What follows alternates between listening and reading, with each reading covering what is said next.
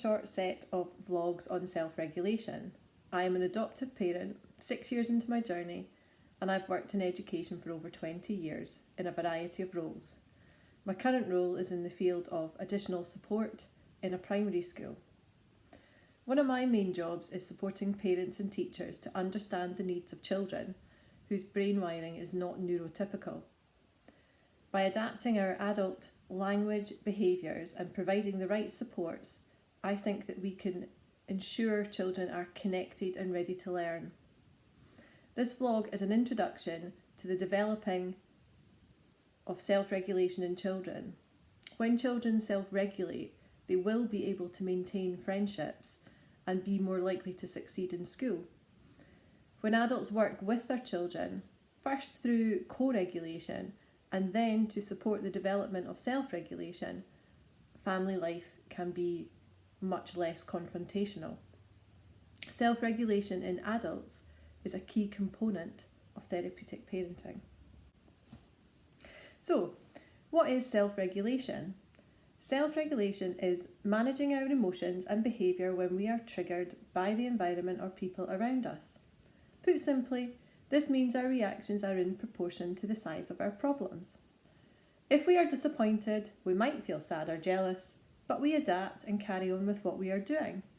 When self-regulation is lacking, there can be extreme reactions to those feelings, such as aggressive language and violent behaviours. Self-regulation helps us to recognise our triggers and take steps to find a more balanced emotional state.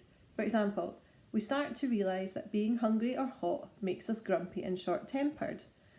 We learn that eating food makes the hunger recede, or taking off a sweater reduces the irritation, therefore restoring our natural state. With time, we begin to recognise the early stages of these irritations and know what we need to do to reduce the dysregulation. Self-regulation is happening when you feel yourself getting irritated and consciously decide to take a break. Have a cup of tea, go for a run or take a deep breath, and then this enables you to feel calm again. There is a lack of self-regulation when the irritation continues to build unchecked until it reaches that explosive point. Perhaps you begin to shout, slam doors, or make impulsive threats, such as, "That's it, you're grounded for a month." When we lack self-regulation, we become overpowered by our emotions and are no longer in control of what we do or what we say. In this situation, we tend to make our problems much worse. Not winning in a game of football at break time could ruin the entire rest of the school day. Shouting at our children can escalate everyone's feelings and spoil an afternoon out. Self-regulation allows us to reduce the frequency and intensity of our emotional response when we are reacting to the environment or people around us. Why is regulation so difficult for our children? The experiences our children have encountered affect the developing brain. Often this means that they do not process information in a neurotypical fashion. They can be easily overwhelmed by environmental triggers, and when we recognise this, we can take appropriate steps to adapt the environment and support them in their regulation. Where children have experienced neglect from their primary carer and their needs have not been met, they have missed out on vital co-regulation opportunities which are necessary for the child to build neural pathways for emotional regulation.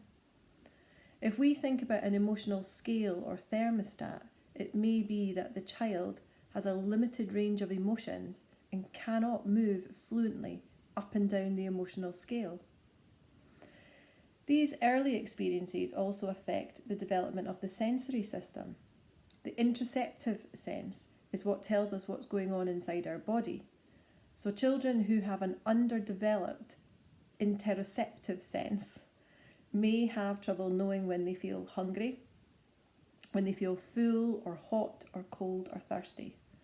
This makes self-regulation very tricky, as they can't identify the triggers which are related to the internal state of the body. There's also the issue of shame. Children who have experienced trauma cannot manage shame.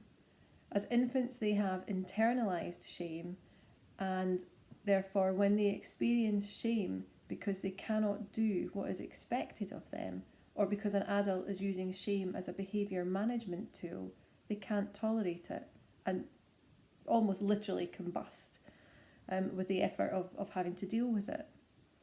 Neurological conditions such as ASD or ADHD, or in utero exposure to drugs or alcohol, and trauma all impact the wiring of the brain and can affect the development of our sensory system, making it more difficult for a child to develop self-regulation, whilst being much more likely to be triggered by environmental stimuli. And it may be that some children require co-regulation from adults far longer than their peers. Can self-regulation be taught? Luckily, self-regulation can be taught, and relationships are key to this learning. Essentially, if relationships are where it all went wrong, then relationships are where the fix is to be found. The process starts with co-regulation, and this depends on an attuned relationship with the caregiver. Self-regulation follows on from this, so if there was a disruption in the child's early experience of co-regulation, then this needs to be repaired before they are ready for self-regulation. As parents, carers and teachers, we need to know where our children are in their development so that we can provide the right support and encouragement. We need first to be observant and notice patterns in our children's behaviour.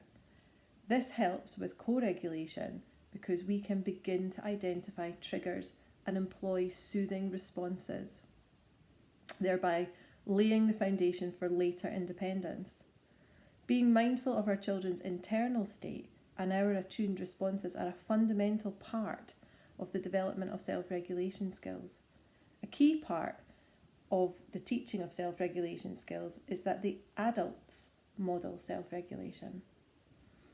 Children learn from what we do and not from what we say. As adults, when we're aware of our own internal state, triggers and feel-betters, those things that help us to regulate and find our balance again, we show our children that this is what self-regulation tools look like. This is what self-regulation is. This is how you use it. We can go one step further too, and we can be explicit in our teaching. We can narrate how we feel, what we do, and how it's made us feel better. For many children, this explicit narration alongside the experience really helps them to make connections in their brain. And like any skill, it takes time and practice to develop, and people learn at their own pace. What can we do to support the development of self-regulation skills? This section's got lots of things that we can do to support children in the area of self-regulation. They're not in any order and they don't really require any resources or props. They're mostly just focused on our language and the types of interactions that we have. So, first thing we could do, we could narrate what's happening in our own body and mind when we exert self-regulation as an adult. We can say things like, I'm taking some deep breaths and it's helping me to be calm. We can say my heart beats fast when there's a sudden noise, and taking deep breaths helps me to slow down my breathing and be calm again. There are lots of times I spent the first few minutes of the drive to school going over what was happening in my body just before we left and when we got in the car.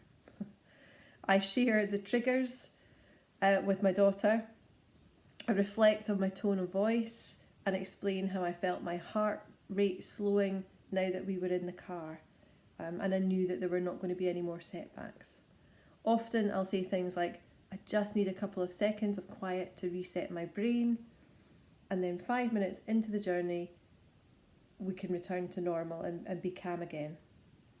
And this is a bit similar to the next strategy. For me, lots of these examples relate to car journeys. I definitely have to reduce the sensory input in the car, the radio volume for example, when I've been tired or thirsty or not able to focus on directions. And I'll share all this with my daughter so that she sees the connection between my behaviour and my language and how I'm feeling and then what I'm going to do about it. Another thing we can do is we can model the repair process and explain as we go. So we can say things like, sorry I snapped at you, I think I was hungry, now I've had something to eat, I feel a lot better and I realise I overreacted. What was it you wanted to do?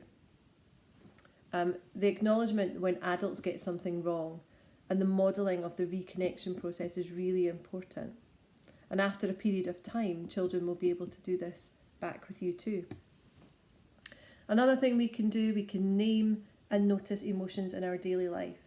So we can read books, talk about characters on TV, decorate cookies with emotions and explicitly talk about how we feel and how the sensations in our body tell us how we feel.